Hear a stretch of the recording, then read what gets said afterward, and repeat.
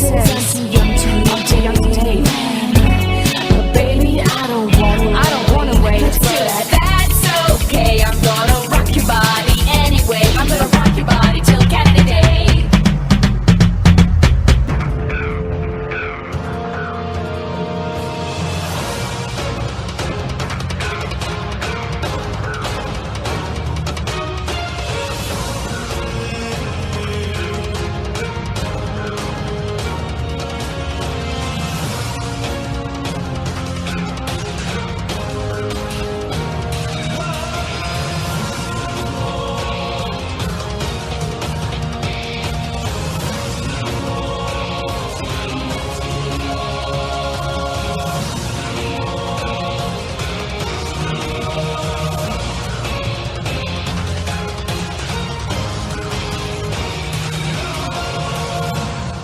11 weeks ago, Anthony and Brandon couldn't give a tram and left in 10th place in Jasper. Stefan and Antoine were all wet but couldn't duck out of a 9th place finish in Kai Bay. Anne and Tanya pillaged their way to 8th place in Ho Chi Minh City. Kelly and Kate were the little Asian tugboats who couldn't in Prince Rupert and left in 7th. Julian Lowell lost a blind luck task in Kingston and left in 6th. Rita and Yvette were Highland flung out of the race in 5th in Sydney. And Frankie and Amy were sent, yes it's a smelling pun, home in 4th in New Brunswick. Welcome to the final Amazing Race Canada 4 recap episode of the Your Team Number podcast from Reality TV Warriors.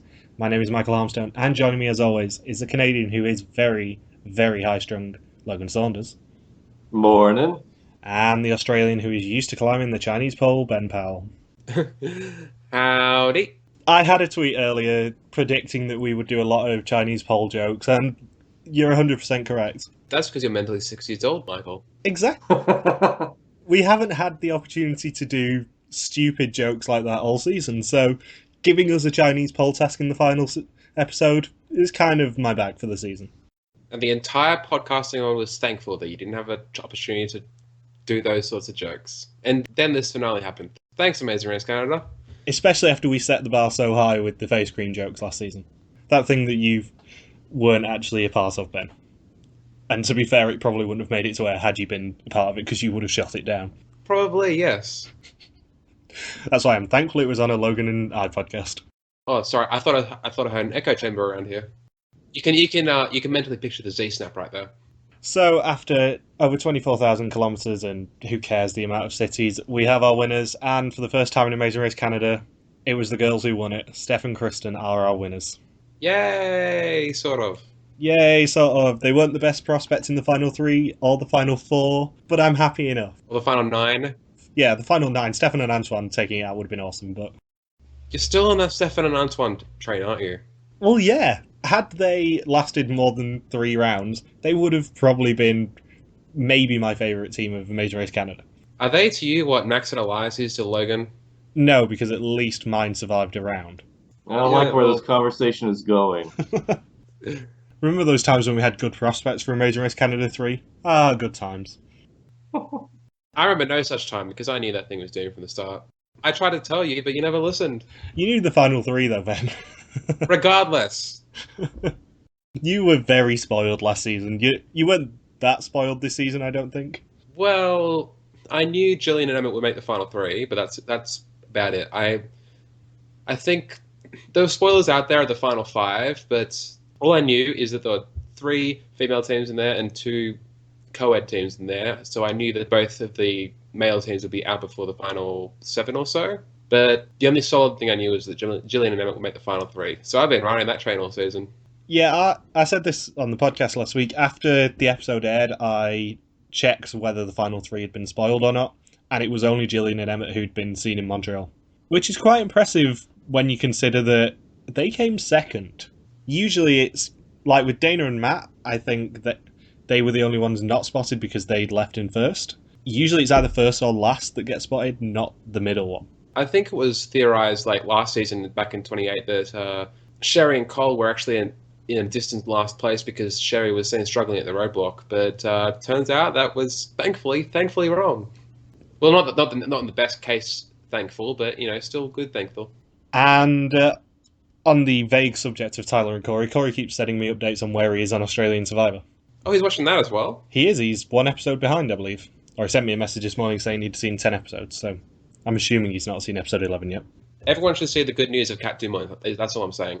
Everyone should just watch Australian Survivor. I don't know how next week's Millennials versus Gen X, who it disgusts me to actually have to say that title, is actually going to live up to the great Australian Survivor so far. Honestly, if you're listening to this podcast, you're obviously a hardcore fan enough to think about the episodes after it airs. So if you're listening to this and you haven't seen Australian Survivor, go check down Australian Survivor. It's amazing.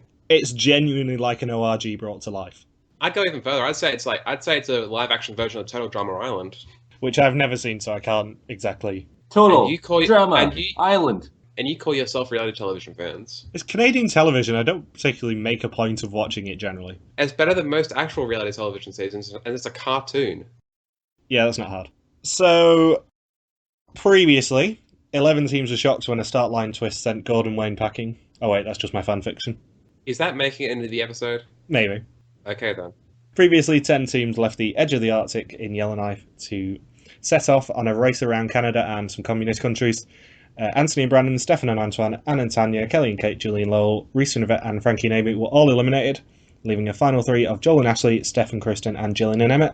Each is a potential record setter if they win the season, but only one of them can. And teams must now fly to their final destination city of Montreal, Quebec. And once there, they have to find Cirque du Soleil's headquarters and search the main entrance for the next clue. And they have $500 for this leg of the race. Just once, I'd like for Amazing Race Canada just to troll the entire casual viewing audience and have like the final leg set in America or something, or just go to another country just to end the Amazing Race Canada. They rip open the clue and it says, "Fly to Jerusalem, Israel." Yeah, that'll work. Yeah, because there's no spoilers there. There's also no Canadians there. I'm sure there's a Canadian expat community in Jerusalem. There is in most cities, Ben. Yes, every time Amazing Race Canada goes to a foreign city, that Monty surely reminds us that there is a strong expat community there. Well, that's the argument I've been making for them to come to the UK. Most of the major cities in the UK, so London and Manchester, have massive Canadian expat communities. Also, Commonwealth, it's not hard. Exactly, it's not as if they'd need a visa for it. But that argument is for next week's podcast. Next week's podcast? Whatever could you mean, Michael? The season has finished. Are we going to be discussing the reunion? I might just reveal what I'm talking about at the end of this podcast. I can hardly wait. Given that there's about 5 lines of text that I've got to read out at the end to promote everything that we're doing. Well, I can hardly wait. At least sound enthusiastic, Ben. Whatever do you mean, Michael? At least I'm making sound, unlike Logan. True, Logan seems to have fallen back asleep. No, I am present. Do you know what I was wondering? As soon as they went to Montreal, I was wondering where Ted the religious taxi driver was. Is he still around after all these years? Or has he officially moved in with the Weaver family? You mean BMO Ted? No, he's just regular Ted. BMO Ted actually helped promote Canada as a country and helped them with gaining independence from England, believe it or not. But not the rest of the UK. So, Steph and Kristen leave at 12:22am, Joel and Ashley leave at 1:40, and Gillian and Emmett leave at 2:04. And none of that matters because they're all on the same flight. Exactly, because this is Amazing Race Canada. And they've always haven't they been on the same flight into the final leg since season 12? Yeah, Amazing Race Canada has been on the same flight for all but 2 of the legs this season. Well, I'm more or less just clarifying the final leg. Yeah. What, season 10 was the last time they were on different flights? And different airports. Yeah. Rest in peace, Lynn and Carlin. The first all-female team to make the finals. And this is the point in the episode where we learn that Gillian is apparently extremely high-strung. No! Really? You don't say! That revelation just hit us like a bus. I'm completely non-shocked right now! Who'd have thought? Oh, it made me laugh so much when I was just been watching the After the Race special and they described Gillian and Emmett as fan favourites. When all they have been getting on Facebook is just utter turd from the casuals. I wrote that note down too. It's like, the hosts from The Social haven't really paid attention to the attacks on social media. But one person who did pay attention to the attacks on social media was Ashley. That's another whole barrel of ducks to get into. Oh yes, that is another cage of ducks to get into. And Kristen apparently went to high school in Montreal near the airport. Unfair. That discounts their whole victory. Clearly she had a huge advantage if she went to high school for a couple of years in one of the biggest cities in the country. I know. It was the secret hometown advantage that nobody knew about. Yeah, the secret weapon. And once teams got to Cirque du Soleil, it was the first active route info of the leg, which is to complete 3 Cirque du Soleil style tasks: a bungee trapeze, balancing on a gigantic ball, and climbing the Chinese pole to get their next clue. I think the lenses were still there at the Cirque du Soleil task when they showed up. I can't say I'm surprised that we got a Cirque du Soleil task, given that it was kind of the one predictable thing they had to do in Montreal. They were dressed up like extras in a Celine Dion concert. I love the costumes. I love that Joe looked like a get-out-of-jail-free card from Monopoly. I wonder whether they just got to decide their own costumes or whether they were assigned them, because Joel just looked ridiculous compared to everyone else. I think someone was just having a laugh thinking, what can we make Joel dress up as? Steph and Kristen looked like Thorgy Thor, which will make no sense if you haven't seen RuPaul's Drag Race this year, but whatever. And you're in a chat with 2 people who haven't. That joke was somebody out there. Yeah. Antoine, back me up. And talking of RuPaul's Drag Race, Spencer is covering this season of RuPaul's Drag Race on the blog every week. Shameless plug. Thanks, Ben. And I thought before this task that climbing the Chinese pole was oddly similar to what Michelle Yee did at Ponderosa. I'm pretty sure Edgardo's not Chinese. You know what? Forget it. Yeah, it didn't work perfectly, but, you know, it was the best reference I could come up with. Wait, are you saying Michelle had sex with Yeah Man? Put it this way, he found a lemon tree. And we have another massive revelation in this task, which is that Ashley is a dancer. I mean, she's kept it so hidden for 10 legs so far. I'm shocked that she managed to keep it so hidden. Was that sarcasm? Yes. Oh, okay. And Emmett is apparently, amongst all of his other farming gifts, he can also unroll hay bales from walking on top of them, which made him amazing with walking on the ball. Unlike Lena and Christy. Wait. Emmett grew up on a farm? Yeah, Ashley's a dancer, and Emmett grew up on a farm. And somehow these 2 abilities lined up so they were good at the exact same obstacle. Now, I wasn't paying much attention to the episode, but I think I caught at the end that Steph or Kristen might be a lesbian. Only one of them, though. Canadian TV wouldn't have 2 lesbians. And also, Emmett doing the first 2 tasks meant that, just as in life, Gillian has to climb the Chinese pole. I don't get it. You're just reusing the same joke twice, Michael. You can't use that for both Michelle Yee and Gillian McLaughlin. I'm giving myself options. Because I knew you guys would be miserable about Chinese pole jokes, I thought I'd do 2 just in case. Is Emmett Chinese? Because then the joke makes sense at least. I'm not even sure if they have Chinese people in Nova Scotia. I'm sure someone could tell us. Can someone fact check whether they have Chinese people in Nova Scotia, please? You have to do research on your jokes, Michael, otherwise they won't make sense. I don't have to. That's kind of how we've done 146 podcasts so far, Ben. We just don't do research and just bullshit it. Right. So, Gillian and Emmett leave the task in first, with Joel and Ashley in second, and Steph and Kristen in last, and teams must now find the original Bank of Montreal and crack a code using a code book to receive the key that contains their next clue. On a serious note, I noticed that even with the Cirque du Soleil task that they were still compensating for Steph's finger injury because Kristen did both the grabbing of the bungee trapeze bar and also climbing the pole. So Steph did the only hands-free obstacle, which was running on the ball. I just want to win! You're losing. There's so much blood. I like how in the first sort of 15 minutes of the After the Race special, we had a Gillian supercut of her being really competitive and sort of hell demonish. And we also had a supercut of all of Ashley's reactions to everything, set to music. That actually sounds good. It actually sounds like they got the grasp of what makes each character great. Yeah, I'm about halfway through After the Race so far. It looks like they actually know what they're doing with After the Race in terms of making it funny. I mean, the shrill harpies from the social are still shrill, and still not very good at their jobs, because they've probably not seen the season. But they're not terrible this time, so far. I'm, not convinced that any reunion host actually watched the season besides, I don't know, Jeff Probst. I'm not even sure Probst does. Well, true, he does have these wild fantasies that involve alpha males doing everything and females doing nothing interesting, because there's no such thing as a good female character to him. Oh, Probst would hate Australian Survivor. He'd be passed out on the floor from Sam and Lee, so... Especially the basketball challenge. Think about that scene from that South Park episode where there's like they run out of internet or something and they have to use shadow puppets. That scene with Randy, that's Jeff Probst after seeing Sam and Lee in a few episodes.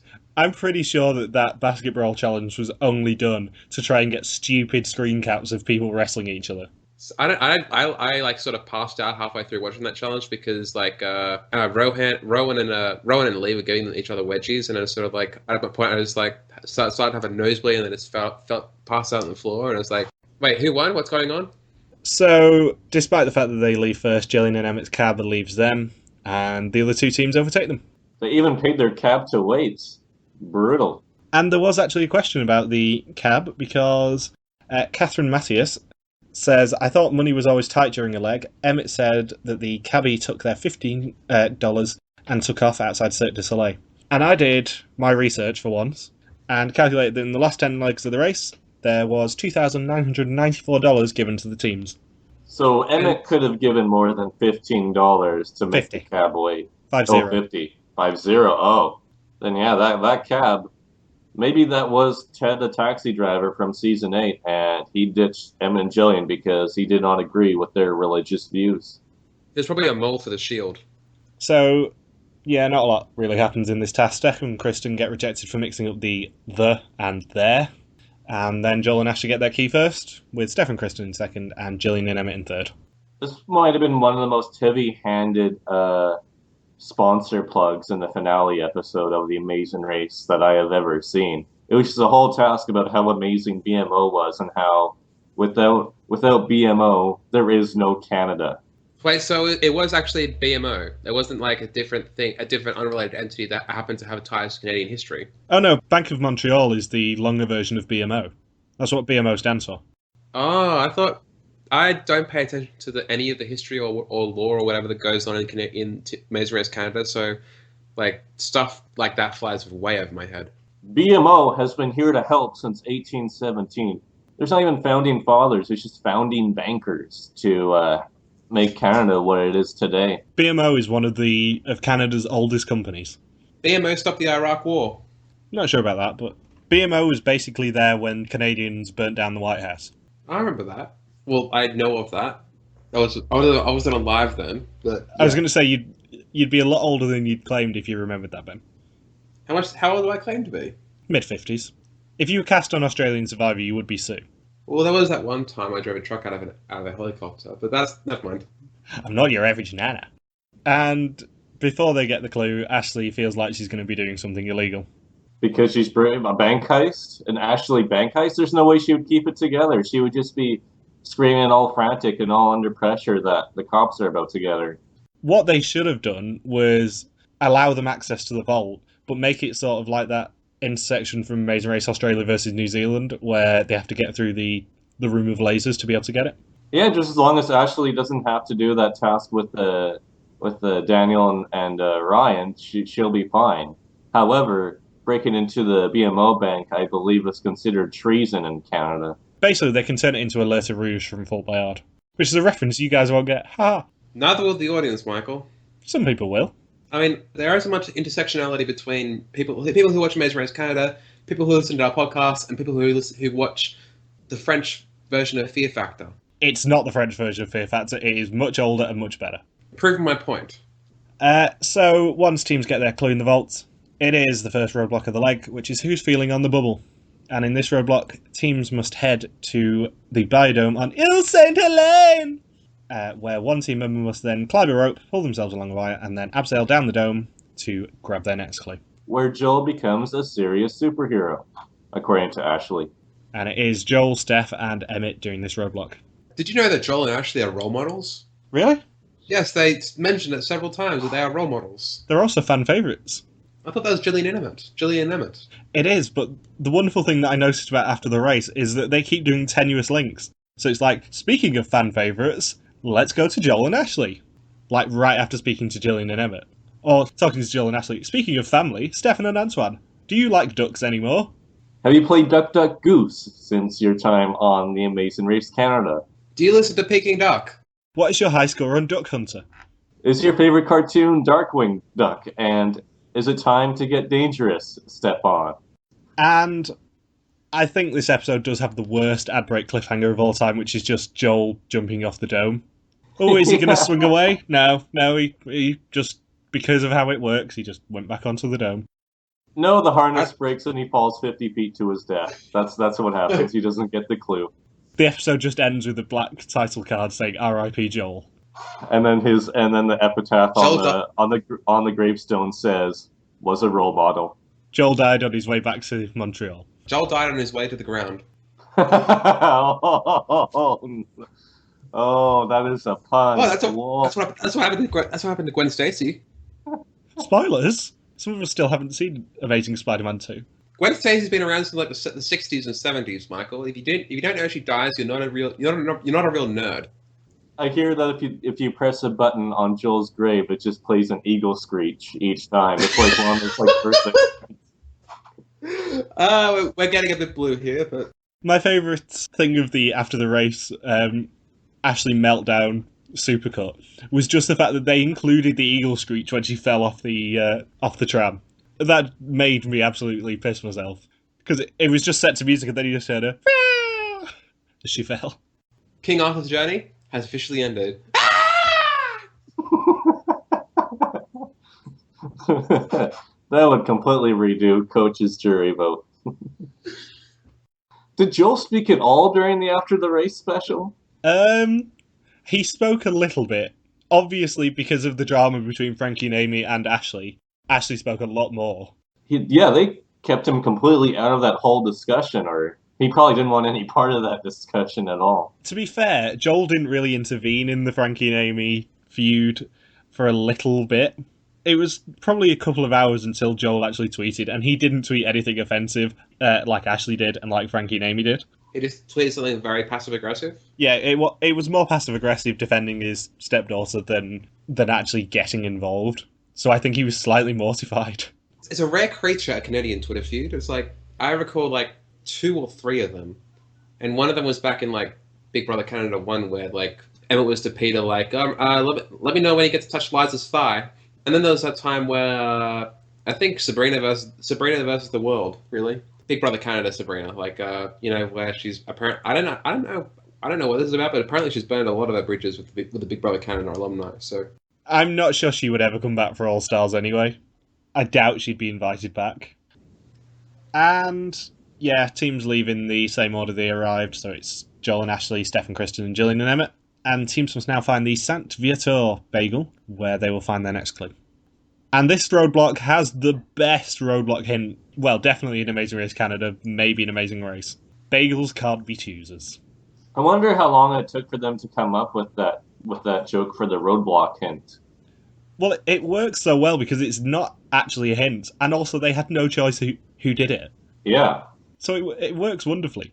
It could have been like, go screw yourself, you're doing this roadblock no matter what. Why the hell do we need to write a roadblock hint for you? Yes, roadblock. Who gives a fuck? You're doing it anyway. Roadblock. Carry some goddamn bagels. And don't put them in upside down, you idiot. I am very surprised that we actually saw 2 teams get stuck by that.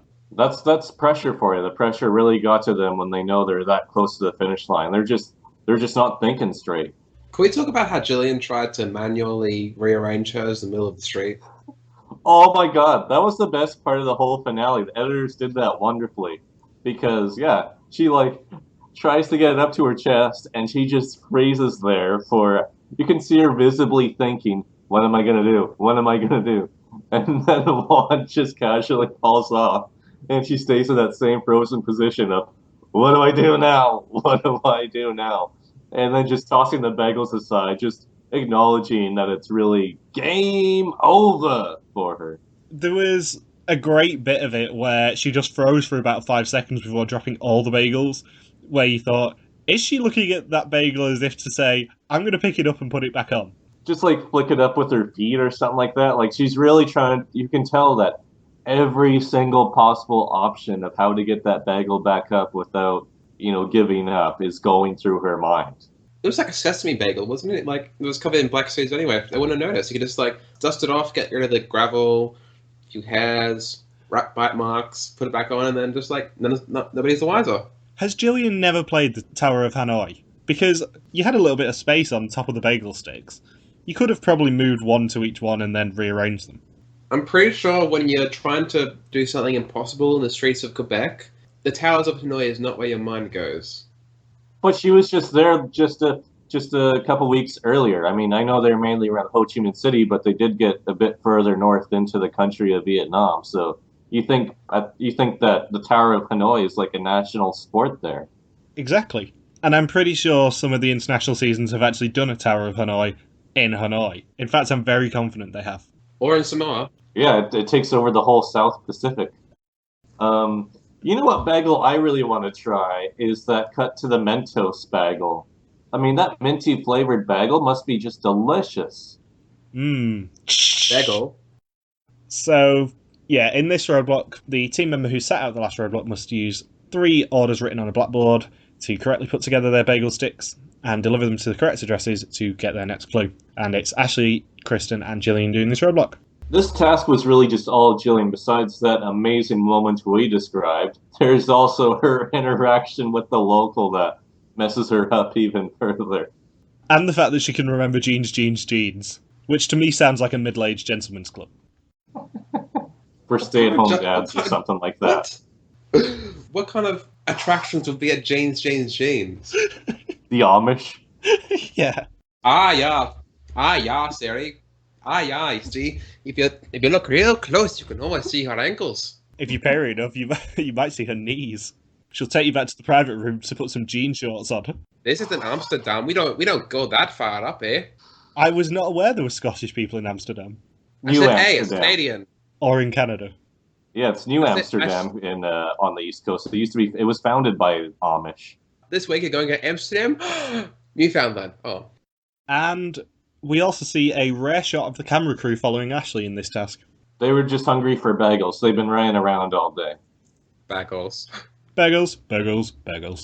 It's bagels. So, with Jillian with that local, I mean, she's just repeating the name several times under her breath, and I like how she forgot it. The exact second she starts talking to that local. She even said it to her. She's like, what did I just say? Local's like, I don't know. I didn't really care. You're just some random person that's coming up to me. Am I supposed to do the race for you, Jillian? Excuse you, Jillian is the winner of Big Brother Canada 1. She's a national treasure. Yeah, she's, as many people have pointed out online, she's only doing the Amazing Race Canada because she's just a reality TV fame whore.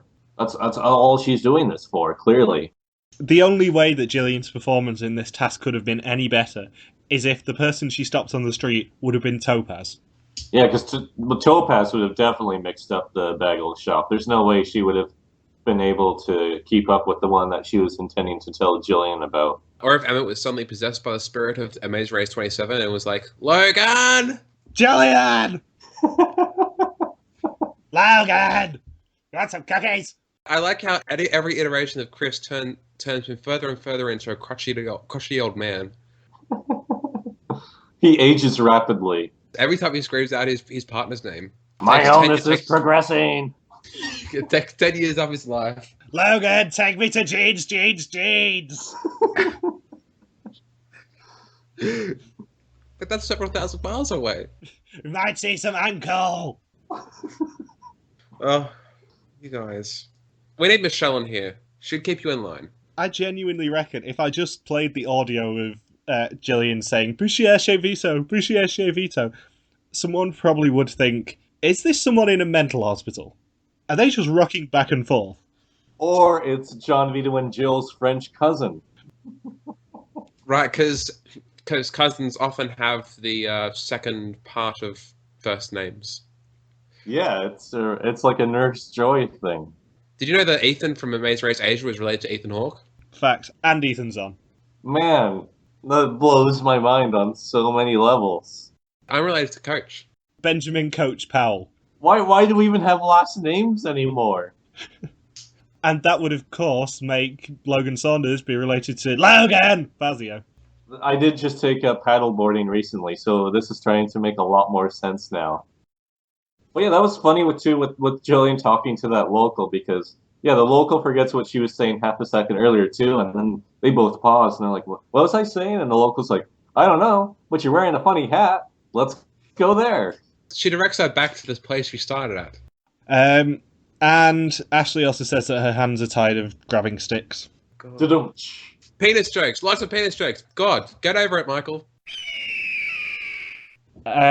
So Kristen completes all her orders in first place, and teams must now find the Moment Factory and search inside for their next clue. Is that supposed to be another Bank of Montreal BMO plug? Because each week, believe it or not, I'm not sure if this gets into your guys' episodes, but there's an online pick each week that ends up being a post, I think, on the Amazing Race Canada Facebook page, where the Bank of Montreal has their Moment of the Week. I was very confused about last week's Moment of the Week, because it was Ashley helping Joel at the roadblock, which is the entire point of the roadblock. It's a moment. It's the moment. It's the BMO moment. Be a moment. I'm not sure why they would single that out. I don't think they really care. They just see a random 20-second clip. It's like, let's just go with that. That seems nice. I mean, if they wanted to pick the Moment of the Week last week, they probably should have picked Ashley deceiving Frankie and Amy, but it wouldn't have been the sort of moment they would want to advertise.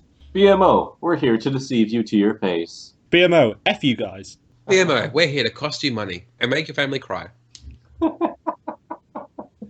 Especially when teams don't actually win prize money on Amazing Race Canada unless you win the Amazing Race Canada. BMO, all about false promises and empty dreams. Oh wait, that's Amazing Race Canada. Burn. So, once teams get to the Moment Factory, it's the final task of the race, and in this final memory challenge, teams must match 11 plaques to the location that they saw or heard them from a possible 33. Once they match the correct 11, they receive their final clue. That was brutal that the one location, one was spelled brag with an R, and one without the R. So teams had to pay really, really close attention. It was also missing an ampersand. Yeah.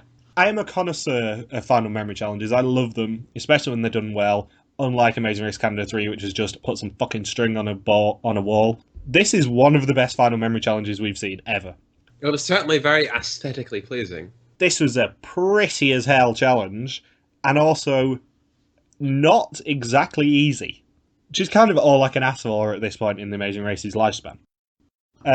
So Steph and Kristen get 9 out of 11 and get rejected, as do Joel and Ashley with 6 out of 11, and then somehow they both manage to drop their scores even further. And by the time Gillian and Emmett get there, Moment Factory definitely needs soundproofing. Yeah, unless Emmett's just gone delusional, because he kept saying, I hear voices. I hear voices, Jillian. I hear voices. What's that? But I don't want to kill Justin Trudeau. I like him. But okay, if he's a threat, if he's a threat to the lizard people. Starting with Jillian, and then Mike Bickerton, and then the host from The Social, until only Devin Soltenbeek is left? Is that what the voices are telling me? Oh my god. So that's where Devin Soltenbeek's been hiding. He's one of the lizard people. But yeah, I'm pretty sure usually when there's a final memory challenge where teams are in the same building, they usually put them far away from each other. There's usually not the potential of overhearing each other, unless it's an open air one. How distracting would the muffled voices be? Depends who it is, because if it's Gillian just sort of muffled and screaming at Emmett for something, it would probably be quite entertaining. They should have, producers in they should have had 2 extra rooms with just producers yelling out nonsense and stuff, or just having a domestic dispute through the walls. I think probably my favorite part of any reality show is when there's something that's supposed to be secret or muffled or soundproofed, and then you find out 5 episode later or 5 minutes later it's not. Peter from Big Brother Canada 1 with shouting in the diary room, and Jillian makes fun of him outside of it because she can hear what he's saying. I remember that. It's absolutely ridiculous. Shut up. But I'm speaking more of something that happened this year, because in Big Brother UK there was supposed to be this thing where there was supposed to be 12 people in the main house, but then there's supposed to be a secret house of 6 people. But they're supposed to cast the 6 people as devious masterminds who are all out who had to cause paranoia in the main house. But they also didn't count on 4 out of 6 people but living in the other house being fucking insane. So they're causing fights every other day. And so that we've seen every episode of the main house, like, hang out in the backyard, and then so like, wait, do you hear something? And then you hear distant screaming. My favourite thing is, Big Brother UK, whenever it has a secret house or a secret room or anything, they always tell them to shut up and not shout because you will be heard by the main house. Not anymore. They didn't care this year. They just said, you know what, shout as much as you want, it'll be funny.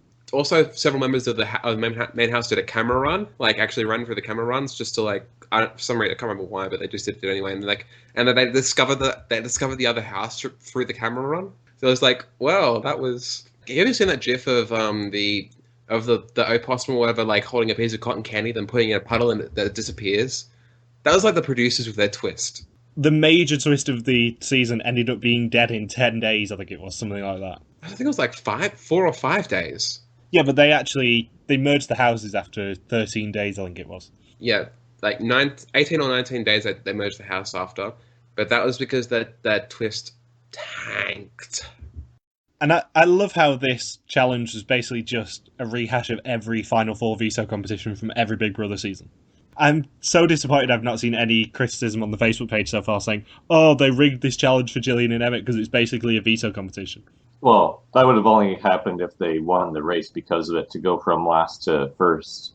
Also, there's some wonderful criticism on the Facebook page saying, this is the last time I will bother to watch The Amazing Race Canada. I especially hated after the race. We hardly needed to have the women from the social shoved down our throats again. What's with the bashing of Ashley? I thought it was inappropriate. Cheap drama that was unwarranted. It's a race, but I guess Frankie maybe didn't want to take responsibility for not reading the clue correctly. Much easier to blame someone else. People who live in glass houses shouldn't throw stones. And the same woman posted right before that, Frankie and Amy, boo, hiss, sore losers. Grow up, Amy, posting nasty comments on Twitter. Come on. What a boring... That's the casual fans for you. God, those people are boring and no life whatsoever. Oh, and Emmett and Jillian get one last amusing exchange, which was right before this task, which was Jillian telling Emmett to tell the taxi to wait, and then Emmett goes to tell the taxi to wait, and then Jillian gets angry at Emmett for going away to tell the taxi to wait. Emmett! So she actually tells him to tell the taxi to wait. Yeah. I missed that, but that's hilarious. And then after like 5 seconds, says to him, Emmett, why are you going away? And Emmett's like, you told me to tell the cab to wait, and Jillian's like, I know, I'm upset. I left the shoe in there. That should work. Yeah, but we actually had the shoe storyline continue on because Emmett left his shoe in the elevator at the BMO task. And I thought, is Emmett going to lose that shoe? So we have the last 2 episodes of the season with Emmett and Jillian losing a shoe each, and then Emmett has to hope that the BMO advertisers are here to help and will lend him one of their shoes. So the one of the employees has to run around with the shoe and then just only a sock on the other foot for the rest of their shift. And even better, in the Bagel meltdown, you could actually see how mismatched Jillian's shoes were. She was wearing one pink and one blue, I think it was. Imagine if they come back to the elevator and all that was left was like a bisected, the front of a bisected shoe, or like there's a camera left on, and then you saw the doors just closed in the shoe, and then it just rises up and then just like rips off and it falls to the ground. So Steph and Kristen leave first, with Jillian and Emmett in second, and Joel and Ashley in a very distant third. And teams must now find Montreal, the namesake of Montreal, which is the finish line for this season. The first team to check in will win the Amazing Race Canada and all of Monty's ever-changing wonderful prizes. I'm still waiting for that season where other than like the second season of Amazing Race, where a team leaves the final task in first, but then somehow gets overtaken at the finish line and gets completely lost. I'm waiting for another version of "Will you idiot?" I actually thought we were probably going to get it, despite the fact that Jillian and Emmett's edit has been catastrophic all season long. I thought, maybe they're going to overtake Steph and Kristen when they go the wrong way. That'd be the biggest troll of the audience ever. It's like, oh yeah, Steph and Kristen are for sure going to win. There's no way Emmett and Jillian can win this season. Yay! And then Steph and Kristen get lost for the first time in an Amazing Race season on the way to the finish line in like 50 or so international seasons. And then Emmett and Jillian take first place and win the whole thing. That would have been wondrous. The collective embolism of the audience and Peter Brown. That would have been amazing. Can you imagine the pantheon of Amazing Race winners and the pantheon of Amazing Race Canada winners and Jillian and Emmett being there? And especially Jillian being the first female to win the Amazing Race Canada. It would be very Flo-esque. Exactly. The fact that she won the first big season of Big Brother Canada makes her entire existence very Flo-esque in the first place. So everyone, in the audience probably expected a Peter victory or an Alec victory or an Emmett victory or a guy winning, basically. And then along comes this neurotic high school teacher or elementary school teacher, and then who wins by fluke. And then imagine if she'd won this season by fluke as well. I think the viewers would have their brains would have just shut off, and then they'd go out into the streets and just starting eating people's flesh, and then the downfall of Canadian society would have begun. I'd be interested to see how far behind Jillian and Emmett were from Steph and Kristen, because I don't think it was that far. I imagine it was quite very far. I think that Steph and Kristen won the race when Joel and Ashley failed at the Final Memory Challenge. Well, both teams were still there when Jillian and Emmett got there, at least. And it looked like Jillian and Emmett blazed through it. It looked like they didn't take too many attempts. They were very far behind in the first place, so who knows? So yeah, Steph and Kristen are the first team to arrive, and they become the first all-female team to win the Amazing Race Canada, just like they wanted to be. Wait. What else did they win? Choice of cars that no one cares about, $250,000, each other's love, lock of Monty's hair. You forgot the trip. You forgot the trip from Hotels.com. Oh, of course, the trip around the world, provided by Kurt Retschel's company. Hotels.com is actually a very good website. I've used it several times to book hotels in cities where I've been visiting. It is, so have I. They are not sponsoring us. Ding! Hotels.com is the one sponsor that I will actually endorse from Amazing Race Canada, because I've used them. Oh yeah, they're good. There's one question, though, that I have for Steph and Kristen. Which Chevrolet vehicle are they going to choose? Oh, I don't know. We live in the city, so we might choose a Volt. Who cares? Why is this a part of my finale? I'm sorry. I love how it's of all the things that Monty could ask, oh man, what are you going to do with the money? Or, how do you feel about winning the race? The first question is, the one question that's on everybody's minds, which Chevy vehicle are you going to choose? That's all after the race special is going to be, is just the other 9 teams are just going to sit there silently while Steph and Kristen list the pros and cons of each Chevrolet vehicle and how it can help out with their everyday life. The one question that's on everyone's mind, will you accept this rose? The Bachelorette Canada did premiere at the exact same time as the Amazing Race Canada. So, as the Amazing Race Canada finale last night. So that would have been a great twist at the end. One thing I do love that happens in a lot of reality shows is awkward discussions or shockingly brief discussions around prizes and prize money and stuff. I remember back in Big Brother UK in 2001, Brian Dowling, 21-year-old gay flight attendant from Dublin, Ireland, had just won the second season of Big Brother in a landslide vote, and then one of the questions he was asked by Davina on stage was what are you going to do? What are you going to do with your prize money? And then he just screams, "Spend it!" Yeah, I mean, on the After the Race special, Steph and Kristen were asked, what are you going to do with the money? And they said something really sensible about, we're going to take 9 months of work off and go travelling and, set ourselves up. And just once, I want someone to answer that question on live TV, just go, I'm going to spend it on coke and hookers. So they're Fabio. I just want them to answer something really stupid that editors can't cut out. They're Canadians. They're pure. They don't do anything like that, Michael. But also, the reactions from the Shrill Harpies of the Social would have been amazing. Could you imagine them trying to sort of style it out when Steph and Kristen say, yeah, we're going to spend it on coke and hookers? I think the one host from the Social, though, who looks like she was thrown into a time machine from the 80s with the hair and the leather, I think she would have some connections. So, yeah, it looks like production's plan to get an all-female team to win worked. And no complaints here. I mean, I probably would have liked it if it'd been one of the other 4 teams, probably one of the other 4 teams, like Kelly and Kate, or Frankie and Amy, Rita and Yvette. Maybe even just had Jillian as the first female winner, as the flow of Canada. It would have been amazing if production did this and got 5 all-female teams that were competitive and fun and great on camera, and then one of them didn't win. If still a male-female or male-male team had won, because that would have been hilarious as long as it was Stefan and Antoine. Can you imagine Anthony and Brandon as the winners of the Amazing Race Canada Season 4? That was what I was worried about. Pre-season, I was very worried that they would not going to be first booze. Because holy shit, it would have been an awful season had we had to put up with them and their bland mactoriness. So is that the entire finale we've discussed? Other than Emmett's patriotism at the finish line and then John Montgomery saying, this is therapy, and then Emmett responding with, this causes therapy. See, I know a lot of the edit focused on Gillian, but I think Emmett is quite fun as long as he isn't saying that you should always stay in Canada forever and ever and ever and ever.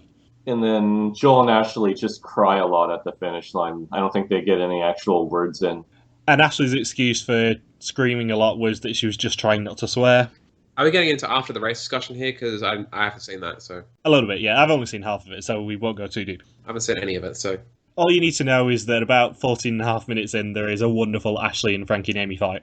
Is it like on the level of Farrah Abraham versus Aisling? Have you seen that? I mean, I know it was last year, and it's like old news by now, especially in the RTV world. It's like 16th of the way past into the past. But like, should we sort of tell Logan what happened? Yeah, on the after show for Celebrity Big Brother, a certified civilian Big Brother legend, Aisling, and Farrah Abraham got into a little bit of a slanging match, which then turned into chucking chairs and glass at each other on live television. What? I've not seen this clip? All you need to know is Janice Dickinson threw a chair. And it resulted in someone being hospitalised and a couple of dropped assault charges. And someone banned from the finale, of course. Because the agency that JP models for. Yeah, Aisling is a certified civilian Big Brother legend. And Janice Dickinson is a certified something. I don't know. Chair thrower?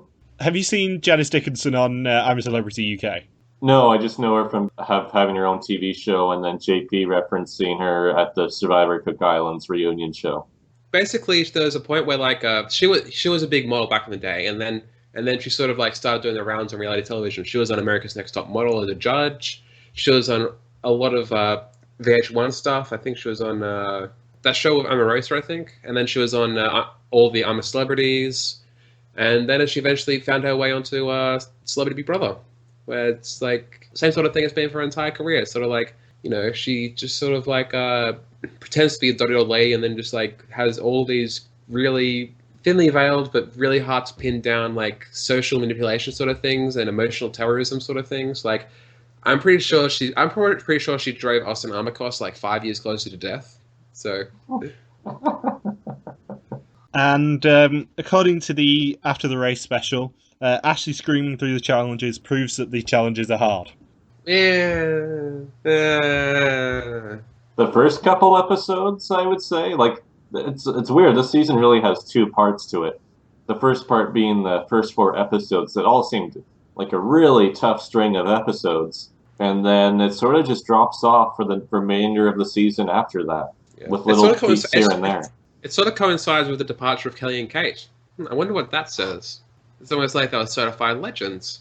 And not to make Ben all depressed here, but in the After the Race special, only one racer is not present out of the 20, and it's Kate. Because Kate had prior engagements. She was too good for the host of The Social. Who knew? No, shrill harpies of The Social. We don't refer to them as hosts because they don't have the talent to host. And Julie and Lowell are asked for the secret of their success, and they say couples who pun together stay together. Oh.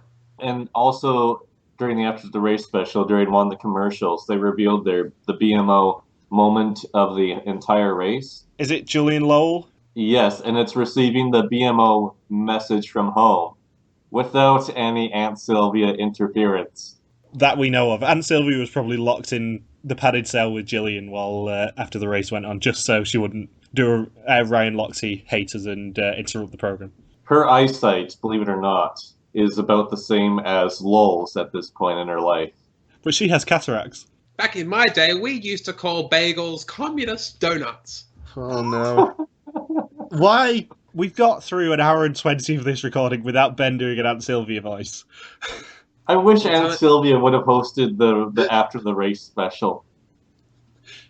Julian Lowell, would you like a mint? A Mentos mint? What do you mean subtle? What do you mean it was supposed to be subtle? You told me to advertise Mentos mints because they're sponsoring the show. Don't shush me, you young whippersnapper. No, it's the noise Mentos make whenever they're on the screen. What's that sound? Is that my cataracts? I wish she would have tried to initiate the discussion between Ashley and Frankie and Amy, how that would have gone. So have you been tweeting at each other like birds or something?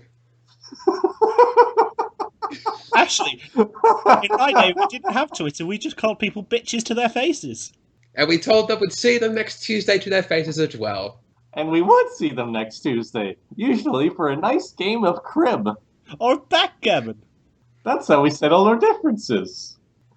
So, barring another, random takeover by Aunt Sylvia, she should have been one of the takeover hosts for Big Brother 17.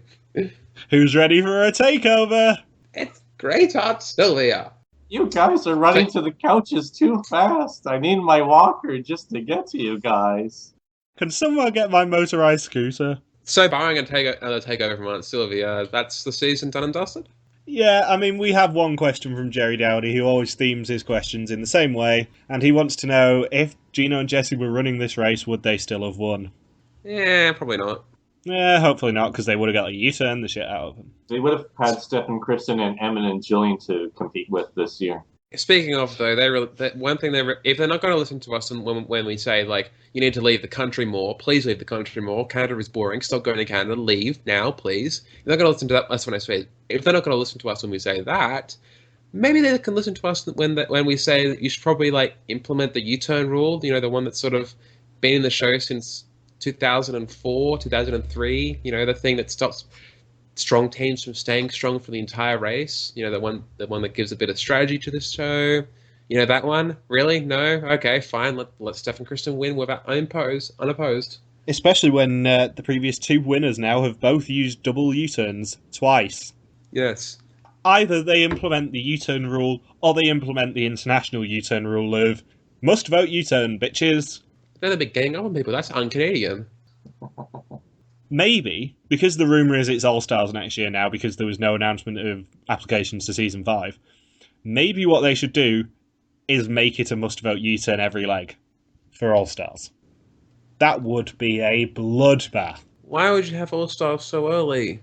I don't know, especially as they've got the rights till Season 6 at least. Yeah, there hasn't been any announcements for auditions or casting for next year yet, and usually Monty I think he's always said it during the finale, right? Like, this is the first time where it's been delayed? He's always said it during after the race. Yeah. So that's why everyone's freaking out, thinking, yeah, that's going to be All-Stars next year, in which case, that's going to really suck for, the thousands or even tens of thousands of people who have been auditioning and now have to wait 2 years before they submit their next audition. We know you're talking about you, Logan. And also Gordon Wayne and Kurt and Shelley and all the other people we don't care about. Oh, do not edit that out. Sass. We care about those three teams. We care about Logan and Ryan and Gordon Wayne and Kurt and Shelley and no one else particularly.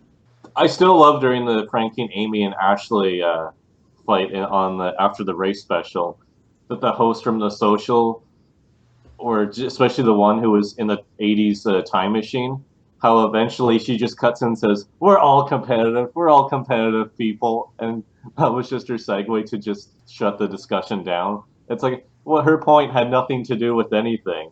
We're all laughing, we're all having a good time. In the same way that I don't think they've seen the episodes this season, I don't think they were prepared for a proper blood feud to happen. Yeah, I bet you they're not even aware of the Twitter fight at all. This is what makes it probably my favourite Out of the Race special, which is a low bar, I know. Because there is actual conflict in this season, it makes it so much funnier to see these people be on opposite sides of a studio, basically, because of how they set the teams up. Because for the first time in After the Race history, teams are not all together in one block. They are on two opposite sides of the studio, probably because they knew Frankie would have to hold Amy back. So it's pretty much like the set of a Real Housewife reunion. Yeah.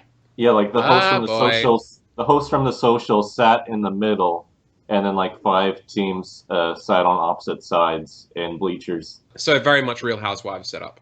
Yeah, basically, Frankie warned me before the After the Race special that she would probably have to hold Amy back so she wouldn't rip a bitch's weave. Oh, I never watched it, but if I was watching it, I'd be waiting for, like, this is a Real Housewife reference here, but, like, I'd be waiting for one of them to yell, I'm asking you a question, you dumb fat bitch. yelling that across the studio. If you haven't seen that clip, it's hilarious. I'll link it to you later. So, is there anything else to say about this season? Yes, I think we apparently Anthony and Brandon didn't talk for 2 weeks after they were eliminated, and that's the only thing we learn about them. And that's the only thing anyone cares about. Interesting, sort of. Like, I wonder what was going on there, really. Like, sort of, I can appreciate male teams that are boring male teams if they, like, aren't offensively boring, and Anthony and Brandon just sort of, like, they existed for, like, 5 minutes in the span of a year as, oh no, this team could possibly take out the win. Oh wait, no, they don't, never mind. So it's sort of like, once that albatross is passed, it's sort of like you can look at it from a different angle. They could have been so much more unbearable, because we didn't even get any mention of how they would spend the money in the first episode. And reading the bios, you know that they would have spent the money and given it to one of their co-workers' daughters who has a disease of some description. So had they lasted more than one episode, we would have got the unbearable OTT, we're not doing this for ourselves edit. So, did we find anything else out about them? Yeah, Tanya with the whole fainting incident. Apparently, the reason why she fainted is because she refused to vomit on TV. So she just chose to faint instead in Vietnam. Fair enough. Tanya off of taking face cream as her most important item. Yes. And Steph still doesn't have any feeling in her fingertip from the machete chop. She probably severed a nerve of some description then. Yeah, months later. So, overall, in the seasons of Amazing Race Canada, where would you say this ranks up? Below 2, above 3. And where does 1 fit in all of that? Well, 1 is its own entity because it was a beta test and can't be really ranked with any of the others. I would say 2, 4, 3. And then 1 somewhere off to the side because it doesn't exist in the actual rankings of Amazing Race. Now, that's a pussy ranking. So where'd you rank 1 now? Tell me now, where would you rank 1? Between 4 and 3. It would be 2, 4, 1, 3. That's better. Logan? That's a combination to my luggage.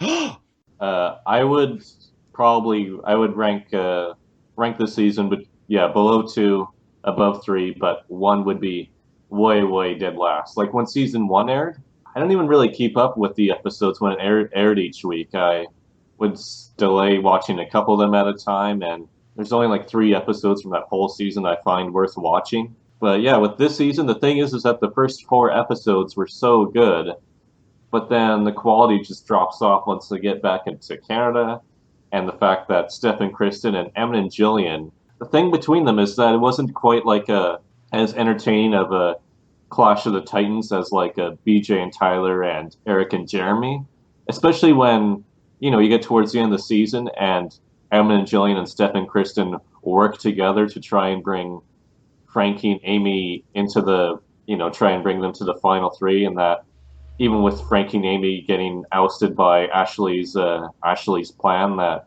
Emin and Jillian and Steph and Kristen still finish in the top 2 anyway, having it be like some sort of weird team victory because they ran the whole season, every Canada leg anyways, they ran it unopposed. So, I mean, that kind of brings the season down a bit, that there wasn't any big upset like, say, when Anna and Tanya almost overtook Emin and Jillian during that Vietnam leg, that they were like 10 minutes away, I think, from overtaking them. And just not really having any big moments to define this season either. Like, other than Ashley's lie, we don't really have that. After the race special, there really wasn't a whole lot to talk about. And yeah, it just really lacked those big moments, I think. I would say that we were quite spoiled with season 2 being our first one to podcast about, because pretty much everyone in that cast brought it. And this cast was amazing. It's just that it was just, I don't know, the race just wasn't set up to maximize their potential. It was really the cast that carried the season, and that's why I put it above season 3, just because, the final 3 teams for this season really contrast the final 3 that we had for last season, in addition to this finale being much stronger than the previous finale. Yeah, I was going to say, in addition to that, we have the fact that this is an almost perfect Canadian finale, and it is the best Canadian finale we've had. It's an almost perfect Canadian finale. It just needed caramel bars. But last season's was, as you like to point out, the worst episode of Amazing Race last year. It was a terrible, terrible leg last season. So anything is going to look good in comparison. If I was to rank the seasons of Amazing Race Canada, it'd probably go 2, 4, and then 1 and 3. I'll just equal them because I haven't actually seen all of 1 yet. So, but as far as winners go, it definitely goes Steph and Kristen, Tim and Tim, huge gap, Mickey and Pete, a pretty sizable gap as well, Gino and Jesse. Yes, I've sort of come around to them being pretty terrible. They represent pretty much everything that's terrible about the series. So, also like Mickey and Pete are terrible as well, and Tim have their horrible moments as well. So Steph and Kristen, yay, default best winners, yay. They had entertaining moments.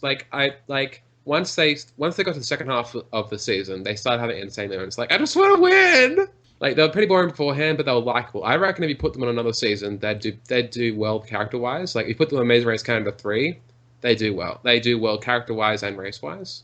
The problem that I have with the all-male winners is that I think, without exception, they were probably my least favourite team of their respective seasons. Yeah, I can't really argue with that. I mean, I could, like, from what I've seen, I think I could probably put Jody and Corey below Tim and Tim, but, you know. Yeah, I would. Yeah, I wasn't like Tim and Tim was the team that I was probably rooting the most for in that finale. I was rooting against everyone in the season 1 finale. Hold on. If you don't love Vanessa and Selena, you don't love yourself. So I wasn't a big fan. we know about your taste, Michael. I mean, you once mentioned you were a Peter Brown fan. Yeah, that's the thing with season 1 too. The casting wasn't very good. Like, the only teams I really enjoyed watching from that season went home in 4th, 5th, and 6th. I mean, it was if from based on what I've seen, it was like I liked Vanessa and Selena. I sort of appreciate Tim and Tim for not letting Jody and Corey win. Jet and Dave, great. Brett and Hal, great. Hal and Joanne, great. Kristen and Darren could have been worse, I guess. Jamie and Pierre, that's her name, right?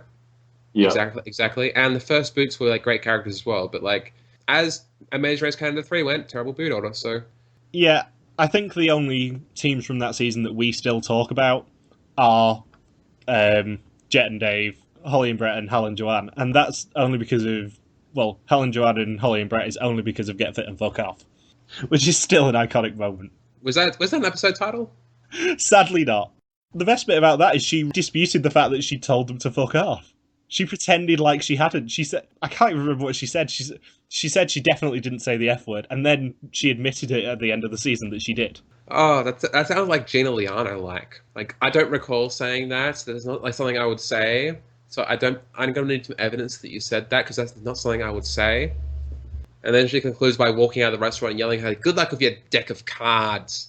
Oh, if you haven't seen Real Housewives of Melbourne, you should, because it's great. They're fucking insane. Although not as insane as the Real Housewives of Vancouver, I think. yeah, That's the ones who were cancelled, right? probably. Actually, I should note that while I was in Vancouver this weekend, they did have advertisements for The Bachelorette Canada on the sides of the city buses. Also, I should note that I keep seeing and hearing adverts for Hunted. Yay! Segue. So, on that tenuous note, we always like to end seasons with announcements, and this season is no different. At the end of our 10th Amazing Race season covered, it's time to preview what's coming. You are not rid of us just yet. Next week, we will be back for a very special podcast discussing where Amazing Race Canada is after 4 years and what can be done to fix the glaring problems in it. In addition to Australian Survivor, which Ben better well damn catch up on already, and RuPaul's Drag Race All-Stars 2 blogs with Spencer Wilson. American Survivor is back next Wednesday, and Cameron Johnson will be doing as many blogs as she can during the season. If you want to get the inside story on what I'm referring to there, that's already on the blog. Hell's Kitchen is also back next Friday, so Ben and Heather will be back to recap that. And a little show that I'm very excited about called Hunted returns next Thursday. So, from the weekend after, Michelle and I will be joined by brand new warrior, Anthony Williams, to recap that. And finally, in about 6 weeks' time, we will be reunited to cover the glorious return of Amazing Race Asia with Amazing Race Asia 5. So we've got a lot going on. We have got a lot going on. I mean, I was putting this together a few days ago and just going, shit, we're going to be so busy. Behind the scenes fun here. In the 3 weeks that Hunted and Amazing Race Asia will be overlapping, I'm going to be pulling double duty. I'm going to be recording back-to-back podcasts, which I have not done for years. Yay! So, we close the book on our 10th Amazing Race season. Yes, we do. That we do. So, thank you for listening all season and to this You Are Team Number podcast. You can join us next Wednesday for the special Amazing Race Canada podcast before Logan hibernates for a few weeks. If you've got any questions, feel free to contact us on our Facebook page, Reality TV Warriors, on our Twitter accounts, RTV Warriors, or our own Twitter pages, MJ Hamstone for me, Log Sukwaki for Logan, and Ink1Y for Ben. Bye! Peace woot!